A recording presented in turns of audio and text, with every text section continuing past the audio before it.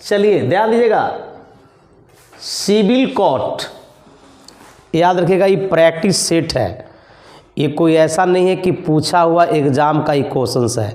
इससे आप अंदाज़ा लगा सकते हैं, यू कैन हॉन्च, आप अंदाज़ा लगा सकते हैं कि हमारा सर कितना 8 सवाल है ना, 8 क्वेश्चंस में कितना आप इसको एराइज करते हो। तो स्टूडेंट याद रखना, सबसे पहले है यहाँ पर सीनो।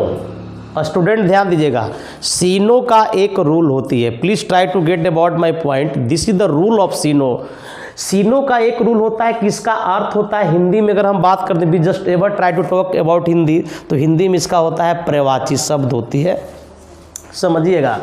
तो यदि प्रवाची शब्द होगा तो बाबू देखो ब्लेंड, सपोज दैट अगर हमको ब्लेंड का हिंदी मालूम नहीं है, चूंकि अधिकांश याद रखिए एग्जाम में वही वर्ड देगा जो आप उससे अनभिज्ञ हो, which you are not familiar with the word, that kind of word can be fitted there, so that all students start confusing to look this kind of word there। तो यहाँ पर हमको पता नहीं है कि ब्लेंड का अर्थ क्या निकलता, उससे कोई मतलब नहीं है। अब ऐसा हम लोग तो तैयारी नहीं कर रहे हैं कि कहीं ना कहीं किसी भी चीज़ का वर्डे हमको मालूम नहीं है।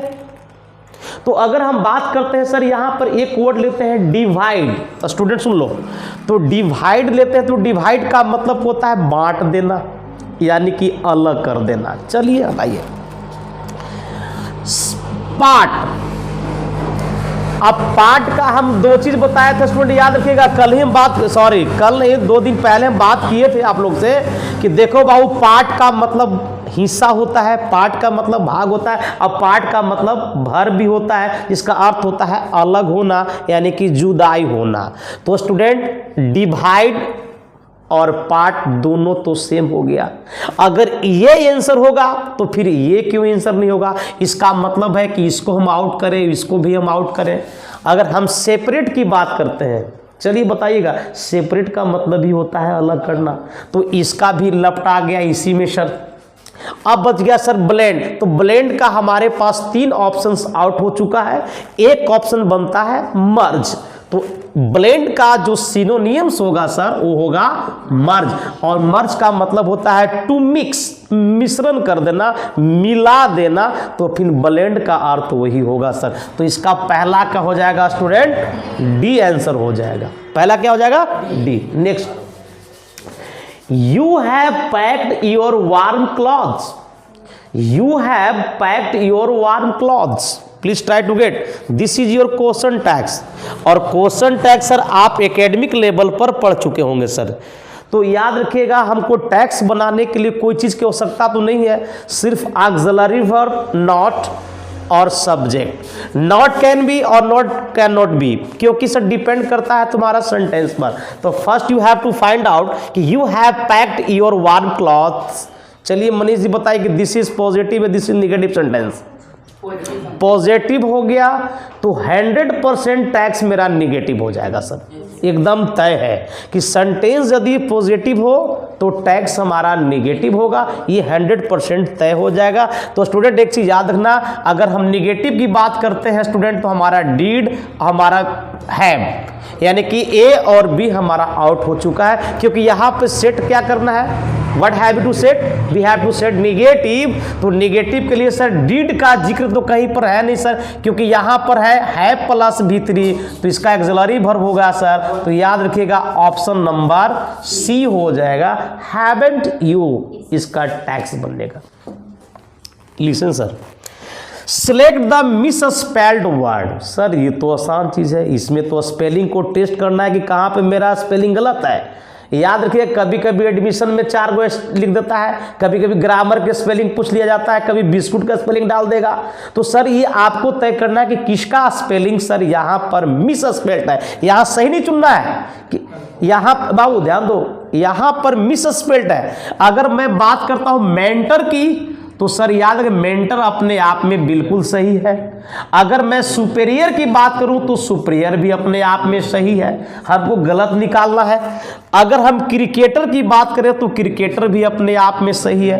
प्रेजेंटर में OR नहीं होती है सर, ER होता है, तो आपका आंसर होता है, यानी कि ये गलत है, तो आंसर आपका हो जाएगा सर 3 का बी आंसर हो जाएगा। चलिए नेक्स्ट पर आते हैं। सोमवार, अब बताइए सर सोमवार वर्ड है। अब सोमवार को हमको पता नहीं कि सोमवार का मतलब क्या होता है, फिर वही चीज यहां पर आ गया। तो सोमवार देखो, डोलफुल का मतलब होता है सर, याद रखना, डोलफुल शोक होता है सर, शोक जिसमें सर सदमा दुख होता है, डोलफुल है। अब मोर्नफुल वही है सर। तो यानी कि डोलफुल और मोर्नफुल बाहर का रास्ता देखा, क्योंकि सर डोलफुल का मतलब शोकपूर्ण होता है और मोर्नफुल का मतलब भी होता है शोक। बोस्टफुल का भी मतलब सर वही होता है, शोकपूर्ण। तो इसका मतलब इसका उल्टा निकल गया तो क्या हो गया, चीयरफुल। और चीयरफुल का मतलब होता है सर खुश मिजाज होता है या प्रफुल्लता होता है, ठीक ना। तो इस सोमवार का भी मतलब होता है सर आपका शोकपूर्ण होता है। तो इसका जो एंटोनियम हो जाएगा सर वो हो जाएगा चेयरफुल। चेयरफुल का मतलब प्रफुल्लता, खुश, है ना। चलिए नेक्स्ट पर आते हैं। नेक्स्ट हमारा है सर कॉमन एरर। ध्यान सुनिएगा स्टूडेंट, नेक्स्ट पर हमारा है कॉमन एरर है।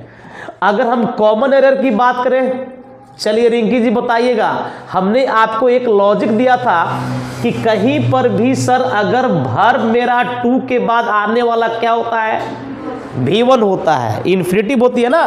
तो अब एक बात बताइएगा सर कि ही इज अबाउट टू, यहां तक तो सही है।